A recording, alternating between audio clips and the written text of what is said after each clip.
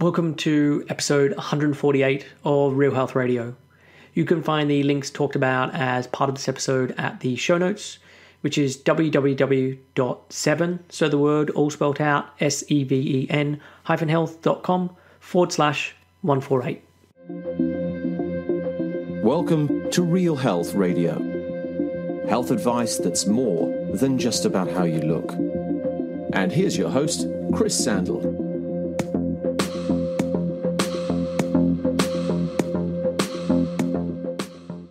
Hey everyone, welcome back to another episode of Real Health Radio. Thanks for joining me again. And so this week on the podcast, it is a guest interview. And I'm speaking to Rini Frey. So Rini is a personal trainer turned online educator, body image coach, and podcast host. Through her content on Instagram, her blog, podcast, and online program, she supports women in overcoming disordered eating, chronic dieting, and negative body image. Her focus and expertise lies in intuitive eating and an anti-diet approach to nutrition and fitness, as well as educating her community on true self-care, self-love, personal growth, and body acceptance. Her mission is to empower women through an anti-diet and self-love approach and help them live a free, happy, and healthy life full of purpose. So I became aware of Rini probably 4 or 5 months ago. So one of my clients mentioned that she'd started following her blog and her on Instagram and found it really helpful. And then maybe a month or so later, I had another client mention that they'd started following this person, Rini, and that I should check her out and have her on my podcast. And so I did check her out, and Rini has quite a following on Instagram. So I think it's over 160,000 followers. And this completely passed me by because I've actually come off of Instagram. So I still have my page, but I deleted the app from my phone. It was at some point around the middle of last year. I did the same thing with Facebook. So I still have the Facebook business app on my phone, but not regular Facebook. I'm no longer on Twitter, although Twitter was never a big thing for me. But I just made the decision that for my own sanity, for time management, I didn't want to be on these social media platforms. And obviously there are many upsides to this, but the downside is it is easy to miss certain things happening online, which has definitely happened, and miss certain people who are creating fantastic content online. So I'm grateful that my clients pointed out Rini to me, and I checked out what she was doing on Instagram and started listening to her podcast, and I liked what I was seeing and hearing. And considering 2 clients had validated that they found her helpful, I felt confident that this would be the same for other listeners of this show. And so I reached out and invited her on, and obviously she said yes, considering I'm doing this intro and talking about it. But she also mentioned that she had been listening to my show for years and that this podcast was helpful in her recovery. So yeah, that was nice and unexpected. What we cover in this one, it's largely about Rini's story. She is someone who suffered with an eating disorder for over a decade.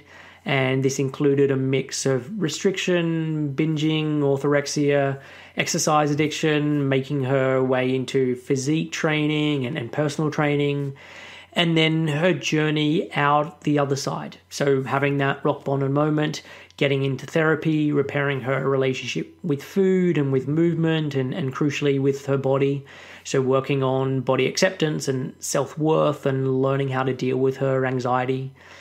And then how this transitioned into her telling her story online and amassing quite a following of people who are being helped by her openness and her vulnerability. So there's a lot that we cover. And if you like Rini's style and what she talks about in this episode, then definitely check out her Instagram and her podcast, both of which are called Own It Babe. So that's it for this intro. Let's get on with the show. Here is my conversation with Rini Frey. Hey Rini, welcome to the show. Thanks for taking the time out to chat with me today. Thanks so much for having me, Chris. I'm really excited to be here. So as part of the show, what I was thinking of doing is really focusing on your story. So you're someone who has very openly shared their recovery story online, and I know you now help other women to do the same. So I was thinking we could just, use your recovery as the basis for our chat, and then we can just go off on whatever tangents naturally come from that. Does that sound good? Yeah, sounds perfect. So to start with, like, what was food like in your household growing up? Yeah, so I thought about that today, actually, because I was thinking you might be asking me this question. And what I thought about was that my parents were never actually the classic dieters. So I never saw my mom, being on like the cabbage soup diet or whatever was popular in the 90s. She never bought, the fat-free version of anything. But what she did do was she was all about, quote, healthy eating. So she was kind of way ahead of her time. If I were to grow up now, she would definitely be very much part of diet culture. Back then, like the whole healthy eating craze wasn't really a thing.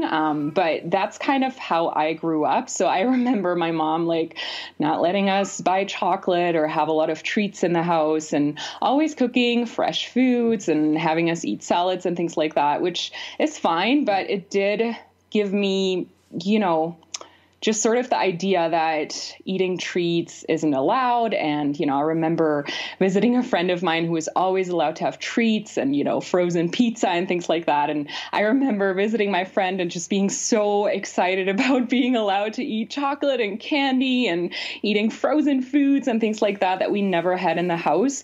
So that's kind of what food was like growing up. My parents never, imposed any rules on me in terms of what I should and shouldn't eat when it comes to the food that was in the house. But, that kind of still is a way of me to think about food in terms of good and bad food. So that's kind of what it was like when it comes to food. But I do also remember, because I was thinking about that today, and I do recall my mom just making general comments about, oh, I ate so much at lunch today, I'm going to skip dinner, or, you shouldn't eat too much of that, or, oh, you really have an appetite. It was just kind of those little sneaky comments that I wasn't really aware of until fairly recently throughout my recovery when I was in therapy, and we kind of went through all of this stuff in terms of how I grew up. So yeah, it wasn't, the classic dieter stuff, but it was still quite restrictive. And when she was making comments, like, was it always focused through the lens of health, or were there comments around weight?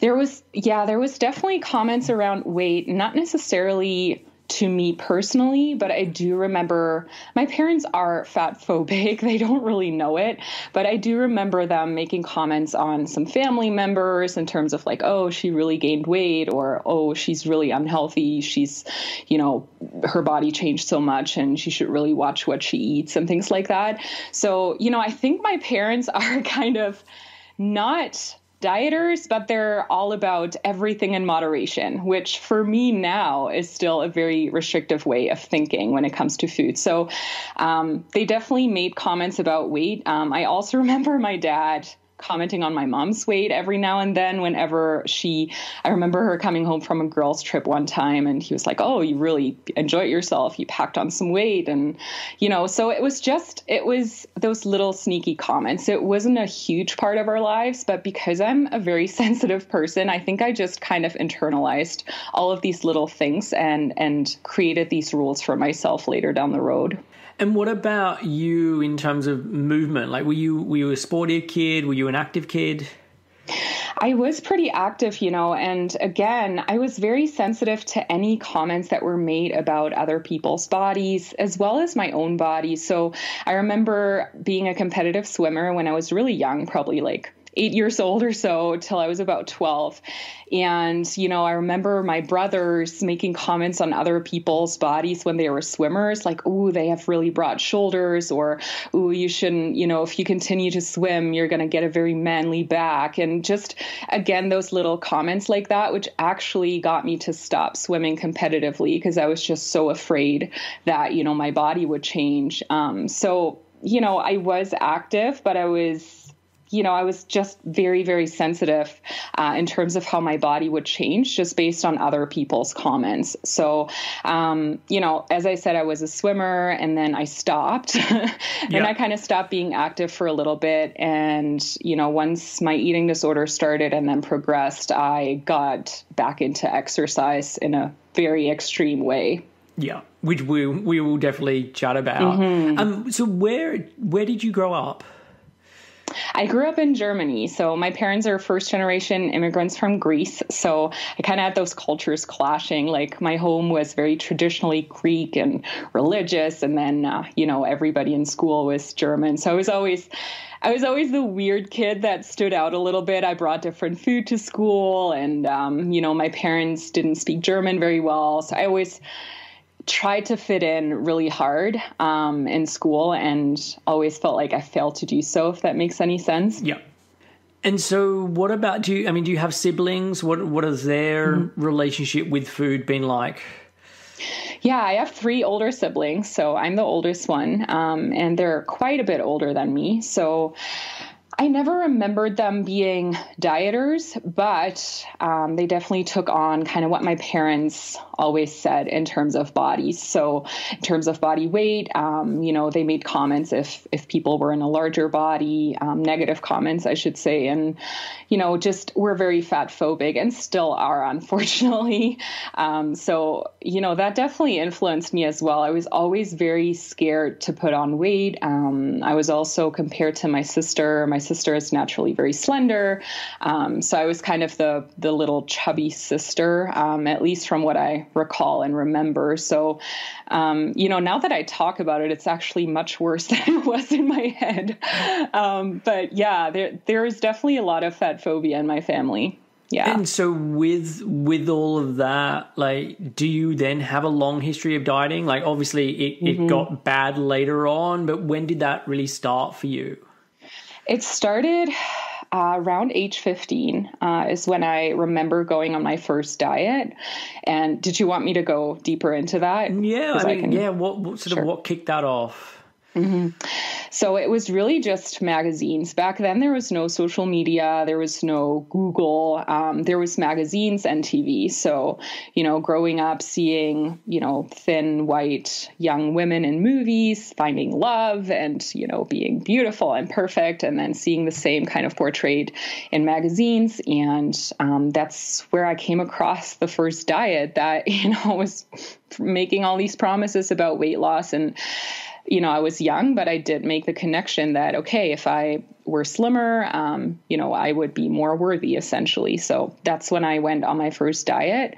But it wasn't until about 2 years later where it really developed into my eating disorder, which then lasted about 12 years. So there was like a period of 2 years where I dabbled into different diets, and then I would just kind of stop dieting and go back to, eating my regular meals, not really being too worried about it. My body image was never great, but I never sort of went down the rabbit hole of anorexia and bulimia until later on, when I was 17 years old. And was there something that then made that happen, or it just felt like it was the next step along that journey? Yeah, that's a good question.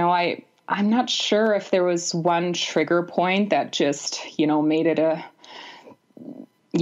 it what it was. I think it was just part of my personality. I was always a very anxious child. I was always trying to fit in, and I was always quite the perfectionist. So I was always very hard on myself. And I think it was just part of my personality that I eventually just took it to the extreme and didn't realize how bad it was until my binges started happening. So the first couple years where I struggled with anorexia, I was never in a very, very thin body. So nobody ever got super worried about me. Everybody just thought, oh, she's, doing the healthy lifestyle thing and she's being super healthy. And now looking back, I know that I was developing behaviors of anorexia. I just wasn't quite showing it. And I started getting really, really worried when I experienced my first binge eating episodes. And again, when that happened, which was like 2 years into developing anorexia. There was no social media. Google had just kind of started being a thing. I didn't even know what it was. I just knew, oh my God, I lost control. I don't know what's happening. I think I need help, but I don't know who to reach out to. So yeah, that was a very long-winded answer to your question. Yeah, sure. And so I know exercise was then a big component of that. So did the exercise start increasing around that same time? Yeah, definitely. So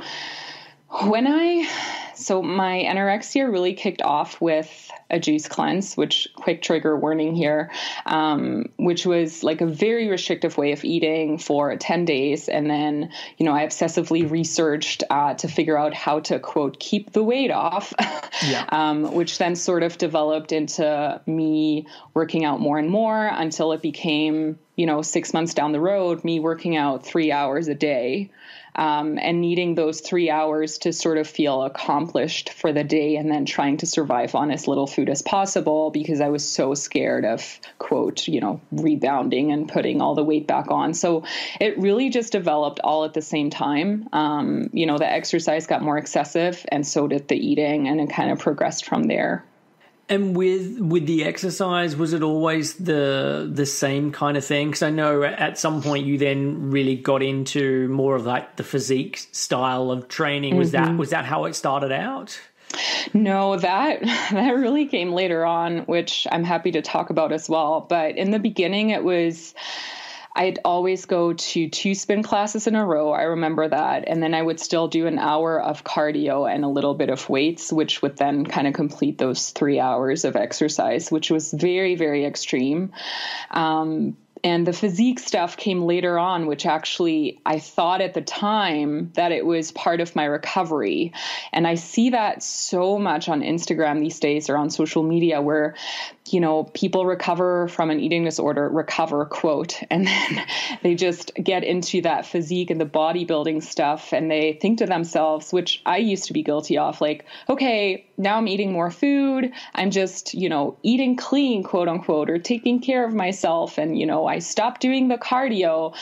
But, when I did get into the physique stuff, I was still very much obsessed with everything. And it was almost more like organized and excessive than ever before. So, my types of exercise changed over the years, but it stayed excessive. And I would say now, looking back, it was absolutely an exercise addiction then, coupled with, wanting to maintain my weight, quote, and lose more weight and kind of just control the size of my body, essentially. Yeah. And so with that first binge that you talked about, where there was no Google, there was no Instagram, there was really no resources at your fingertips, like how did you deal with that? Oh my goodness. It was really tough because I felt like I could talk to nobody about it. Everybody just, kept making comments on how amazing I looked. I was in a very thin body. For my particular body, it was way too thin. I mean, my body was starving. So of course the binges started happening. But at the time I didn't know that. So at the time I just thought, my God, I can't believe I lost control again, and I even remember the very first binge. It was just this primal hunger. Like I felt it in my bones and I just knew I needed to eat. And it was like my body took over and was on autopilot. And I didn't know what was happening. I just couldn't understand. And I felt so devastated because I just thought, my body isn't listening to me anymore. And what's going on? So I just remember kind of thinking, okay, this is going to be the last time I'm doing this, because I would always then, after a binge, I would just make a plan for how to, quote unquote, get back on track and then restrict again the next day, which of course just perpetuated the entire cycle. Right. But I didn't know that at the time, just thought, I'm going to gain control again.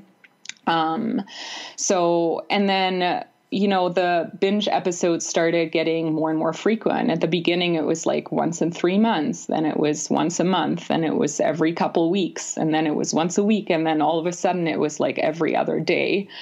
And that's when Google kind of started becoming a thing. So I just started, I think I Googled something like, I can't stop eating or something like that, because binge eating, like there wasn't any awareness around that at the time. And I don't know if that was just in Germany, if there was more awareness in North America at the time, I'm not sure, but nobody was talking about binge eating where I lived. So it was either anorexia or bulimia, which, I was just struggling with binge eating and then severe restriction. So I didn't really know what it was, didn't know what was going on. So I kept it a secret for the longest time because I was so ashamed. It's such an isolating thing to do, especially if you're in the mindset that, you're usually, quote, so good with your diet and things like that. Like you're just so deeply ingrained in having to follow these rules and being so rigid that, the thought of losing control is just so devastating.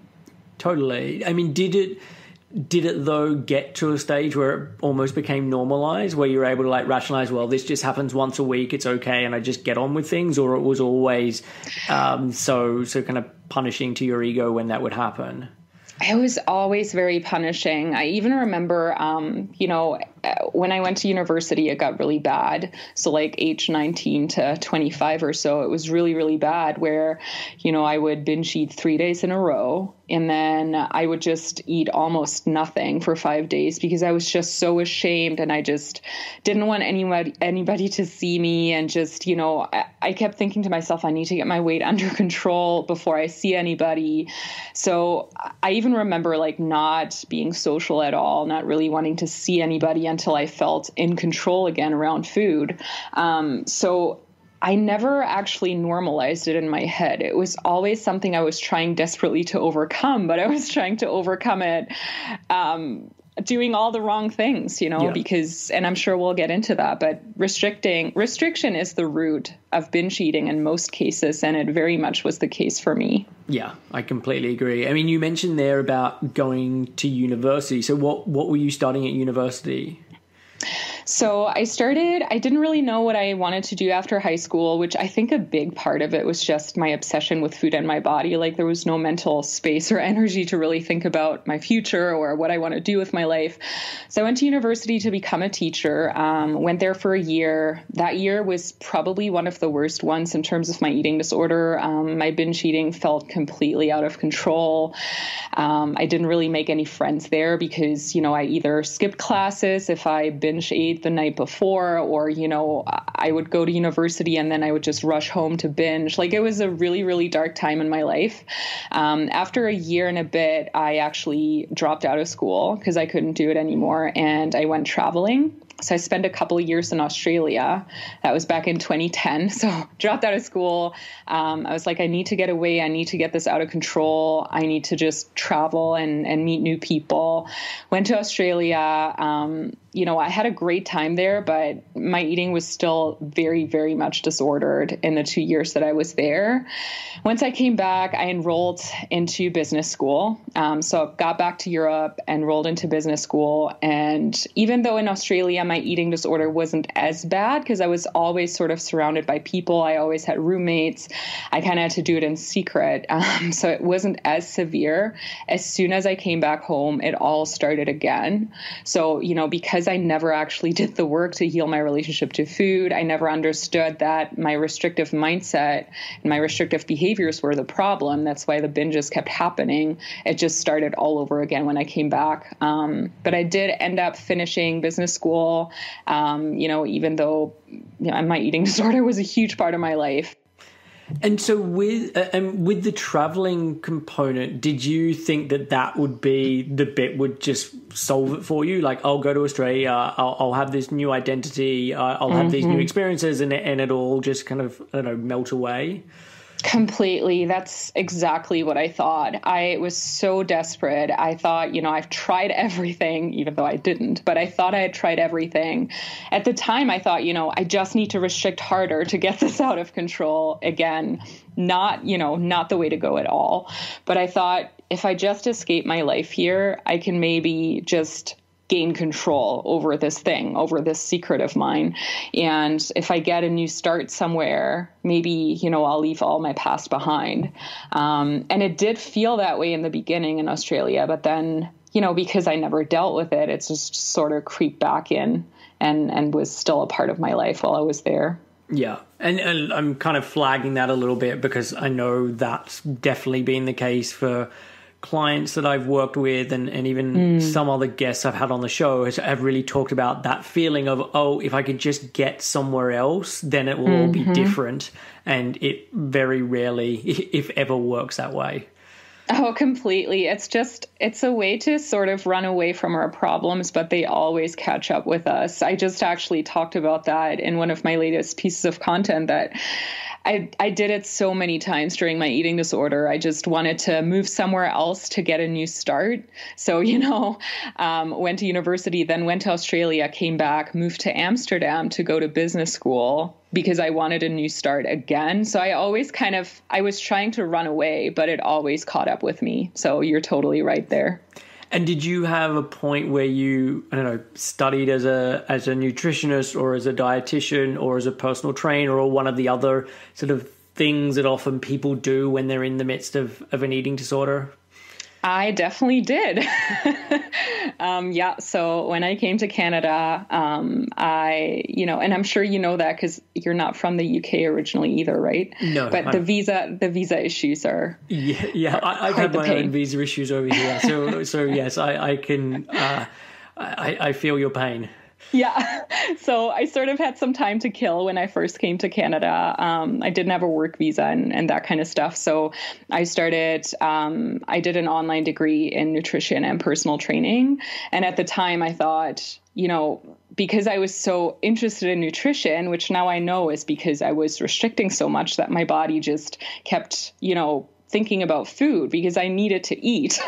At the time I wasn't aware of that. So I just thought, you know, if I get this degree, first of all, it's going to be a reason for me to, quote, stay in shape and, you know, get it under control and all that stuff. But also, I felt like this false sense of motivation that if I have that degree and if I work with other people in terms of personal training and nutrition, then, you know, it'll give me a reason to then stay in control. So it was always this component of I need to stay in control and I need to do whatever it takes to stay in control, which never lasted very long because, you know, our bodies are very smart. So at some point my body would always take over. Yeah, definitely. And was there a component of maybe there'll be some missing link that I'll hear about as part of this course that can then explain what's going on and then help me figure this out?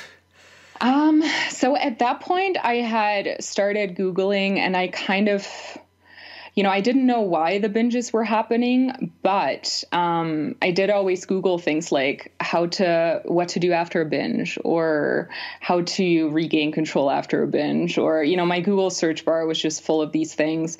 It wasn't a big part of my degree. Okay. I don't know why, but it wasn't. It was all about, you know, how to teach other people to eat healthy and which foods to avoid and things like that. But you know, it was more so my own research in terms of trying to just gain control. Yeah.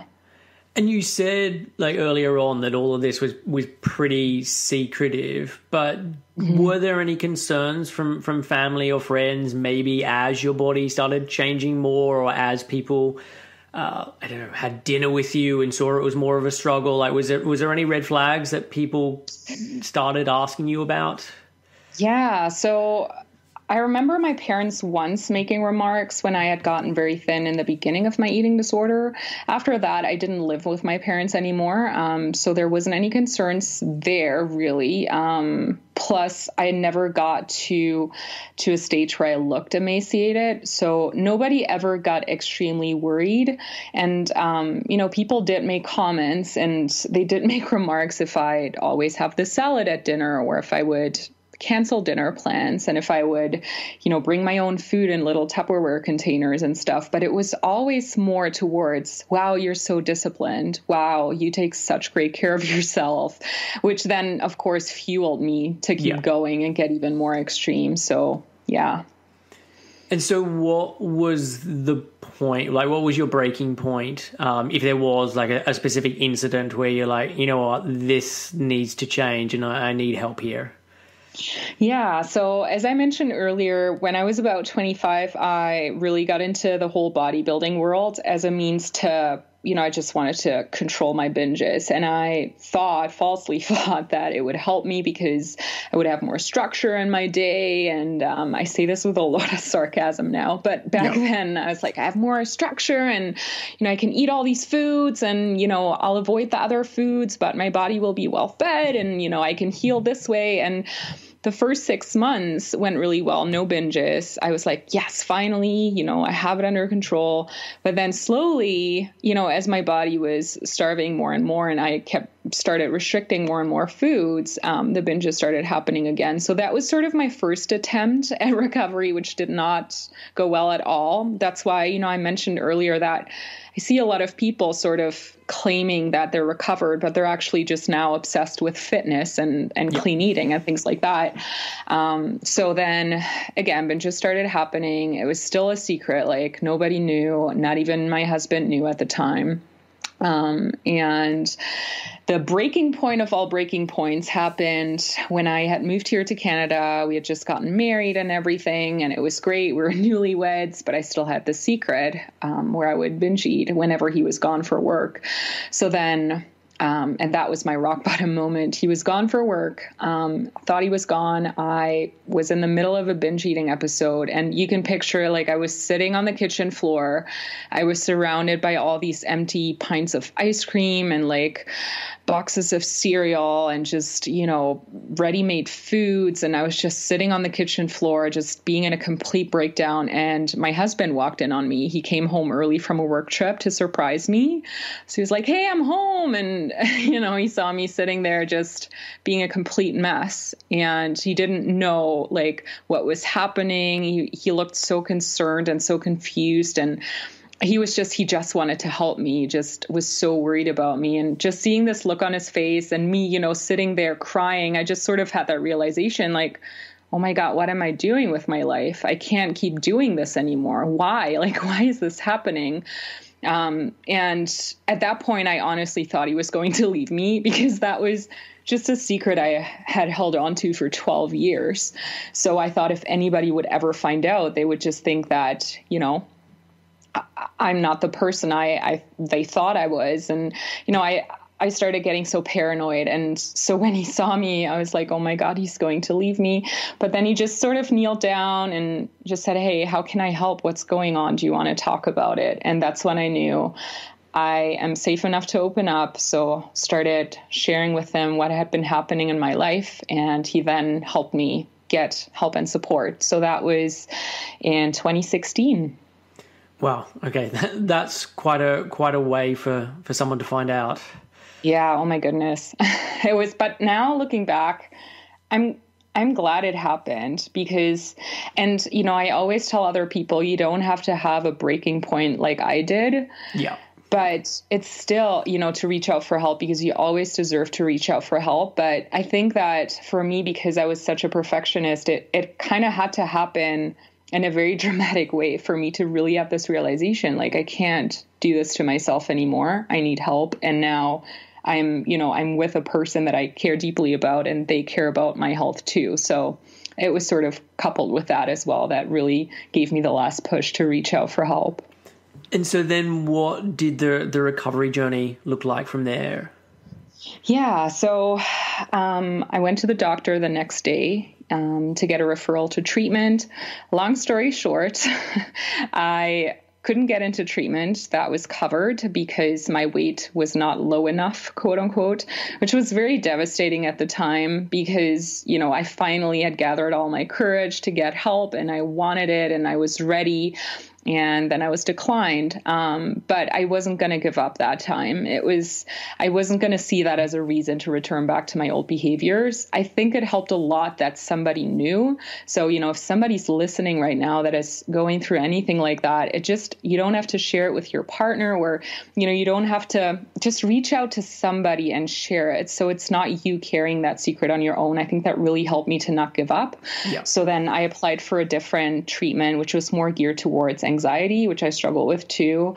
And that had a component of, working with a dietitian, working on weight restoration and things like that was part of that program. I then also, I was very lucky that I had that opportunity. I should say that. But I also worked with a coach, which was just a person that had gone through what I've been through. So I had found her online and I reached out to her and I said, hey, I need all the help I can get. I'm going into therapy right now, but I need that extra one-on-one guidance from somebody that has been through what I've been through. So, I was very lucky that I could get the treatment with therapy, work with a dietitian, and then also with a coach for that accountability and extra support and just somebody to reach out to when I was having a really triggering bad day. That helped me back from going back to my old comfort zone was super, super helpful for me. And was it each of those first people that then were the ones that you continued on with, or did you start with someone and it didn't really work out and you had to find someone else?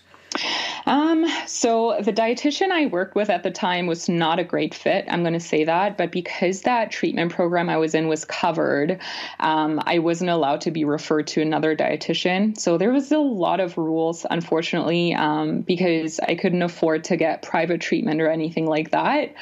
So I was, dependent on whatever guidelines they had set in that treatment program. My therapist was amazing. I am so lucky to have been able to work with her. So she was extremely helpful, especially with my anxiety. And then the coach I worked with was also the same one. So I'd worked with her for 6 months too. So so it wasn't that I switched providers or anything like that, but I also didn't really have the opportunity to do that. And with the dietitian, is it more in retrospect that you think, I wish I had someone different, or at the time you knew like I need more leeway, I need, someone encouraging me to be eating more or whatever needed to be different?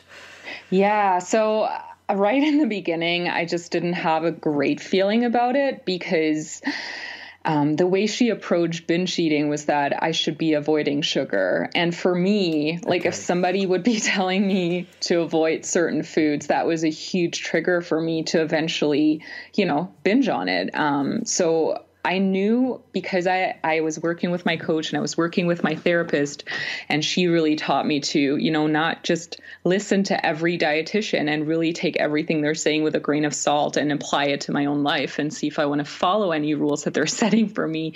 I was able to just say to myself, I'm going to work with her because I have no other opportunity to work with a dietitian, but I'm not going to necessarily listen to everything she's telling me. So I remember at some point just thinking, and I'm not meaning to bash anybody. I mean, she was trained to teach and to work with people the way that she did, but she just never went through any of what I did, I think. And that was the reason that she just approached it in a way that wasn't extremely helpful, telling me to, keep a journal of what I eat, which again, for me was very triggering. I just wanted to get away from all of the rules. I wanted to find freedom. I didn't want to keep journaling about what I eat or pay extremely close attention to how food makes me feel at that point. I was kind of, in a sense, ready to really let go and just rebel against everything that I'd been following for so many years. So, yeah.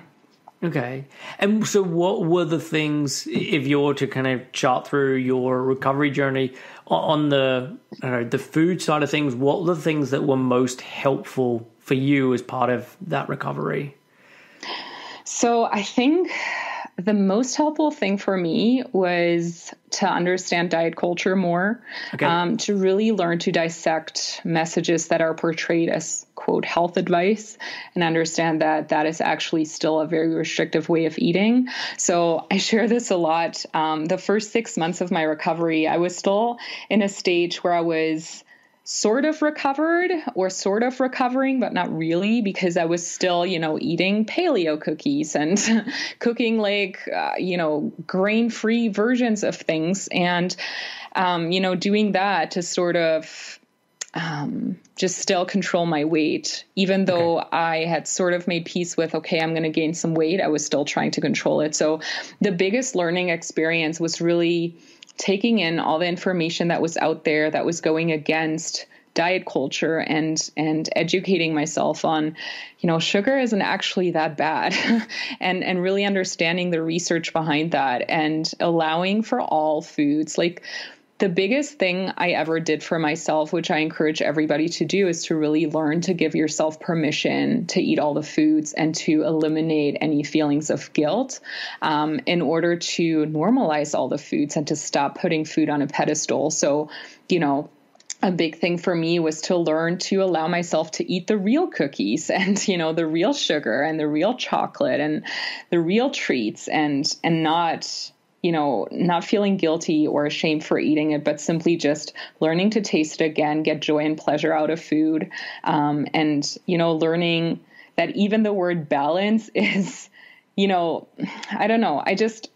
I always take these things with a grain of salt when I see them now. So they really help me get more aware of all of the information that is out there that is not helpful for people that are in recovery, in my opinion, such as, being careful about how much sugar you eat, or, just focusing on hunger and fullness, like extremely focusing on hunger and fullness and always stopping your meal when you're full. Like, this was to me still very, very restrictive. So I tend to always create new rules around it. So I had to really just say, no more rules at all.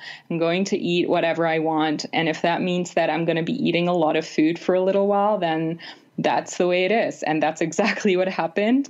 I went through a period where I ate a lot of food, and I ate carrot cake for breakfast, lunch, and dinner because I could. And then eventually my body started asking for other things too. And that's when I started getting rid of all the rules and the guilt and the shame, and just enjoying all kinds of food, like a large variety of foods where no single food was off limits. And with the guilt and the shame, I mean, I think a lot of people listening would be like, yeah, I'd love to be able to eat the cookie or eat the cake and not have those thoughts come up. So for you, was it simply a matter of, I don't know, exposure therapy, just doing it again and again and again that allowed you to get to that place? Or was there another element to that piece? There was definitely the exposure part. That was huge. And it gets less and less with time the more you practice. It wasn't that, one day I thought, oh, I'm going to stop feeling guilty, and then it just stopped. A lot of people, they're always like, well, I could never do that, because they assume that it just, it just happens like that. But it takes a lot of work. It takes a lot of self-compassion. So I think a big piece for me, aside from the exposure to food and really just practicing allowing myself to eat every day and bringing more and more foods back into my life every single week. I remember in the beginning, I was so overwhelmed that I just thought to myself, I'm going to start with one